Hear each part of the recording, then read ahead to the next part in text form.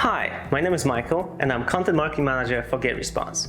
Today, I'd like to talk to you about how different brands use email marketing in their communication strategies. Who knows, maybe it will inspire you to start or adjust your existing email marketing program. Let's now take a look at when you can use email campaigns. First of all, emails, be it newsletters, autoresponders, triggered emails, and other types of messages can be used for internal communication.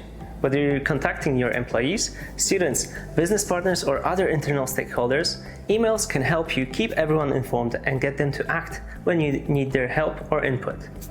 Emails can also be used for external communication, so anyone that's outside of your company who you want to do business with or sell to. Your prospects, leads who you want to turn into paying customers, existing customers who you want to engage with, or those you've done business with in the past and want them to return. You can do all that through emails. Now that we know when to use them, let's take a look at how brands use them in everyday communication. One way to use email in your communication is to run welcome campaigns. These can be sent as individual messages or a series of emails sent one after another in short time intervals, for example, every few days. Brands of all kinds use them to welcome new subscribers and customers to the community. They're especially popular among clothing and fashion brands like Desigual, Nike, or Adidas. The best thing about this type of message is that most people expect to receive them in their inbox. They're eager to engage with them, which is why these emails often get an average open rate of around 80%.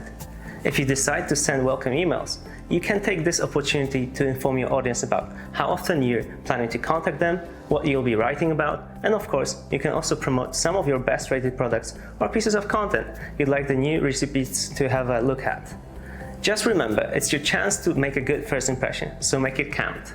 Brands also use emails to communicate about transactions. If you're selling online, like Airbnb in this example, you can take this opportunity to confirm that the transaction was processed, to sum up order details, provide important information, for example, the amount charged, how to contact the company, or what's the return policy. There are many other reasons you could send this type of email. For example, to inform your customer that their credit card is about to expire and they should update the details. Or to let them know that the product has been shipped and it's on its way to reach them. Take this chance to be helpful to your audience and let them remember your brand long after they've made the purchase. Other brands use emails to provide recommendations. You can show off your best rated or most frequently purchased products, solutions that fit well with what your customer has already ordered, for example, a laptop insurance or an adapter if someone purchased a travel-sized laptop, or to help them use products better so they can enjoy them longer. I've already mentioned that you can use emails to communicate with your internal stakeholders. Here's an example of how our HR department uses emails to onboard new employees, so they can prepare for their first day at work. It's helpful, fun, and helps to show what the company is really about. Thanks to these messages, they can dig into all the important documents and even read about their new teammates, so they feel right at home. Brands often run sales promotions to increase their revenue. They either offer a discount, free delivery, or other promotional mechanisms, such as buy one, get one free. If you're doing it too, you'll want to use emails to let as many people know about it as possible.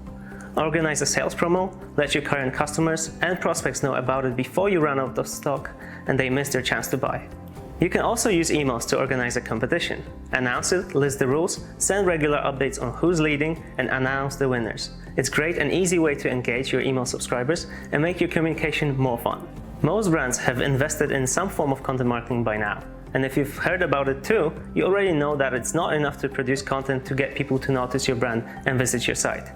Big part of the equation is the distribution of your content and making sure that many eyes see your articles, ebooks, and videos.